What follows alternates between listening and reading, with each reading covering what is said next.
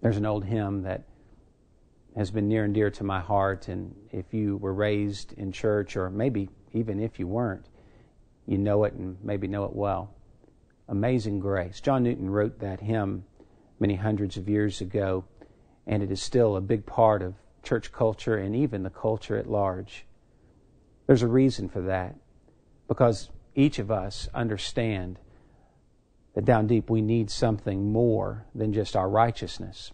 We need help from God. John Newton, when he wrote that, he wrote it as a man who understood what it was to be a sinner. He was a man who had a life and a past full of sin. And then one day, God grabbed a hold of his heart and changed him forever and showed him how the righteousness in him could only be from Christ if it were good enough to get him to heaven. I've thought a lot about that the last few years, and over the years when I first started to preach, I talked an awful lot about being good, keeping the Ten Commandments, being a good Christian. And of course we want people to be good. But a few years ago it became very real to me. I was singing that song Amazing Grace, but I really wasn't living it, nor was I preaching it.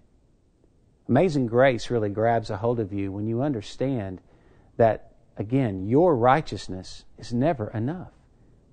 What you need is forgiveness in Christ Jesus. That's what grace is. Grace is the good news, the best news in all the universe, that God loved us so much that He sent His only begotten Son.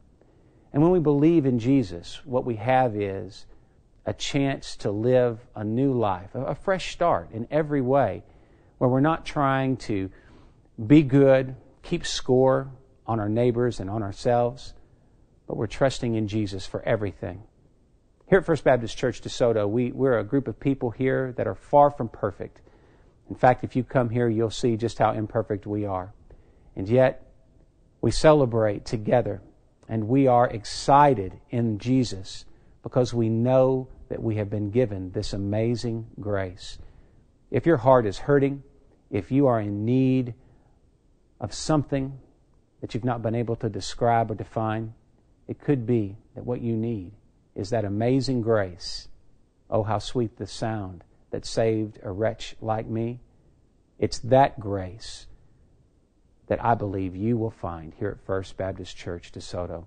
We hope that you'll come and worship with us so that we can experience it together.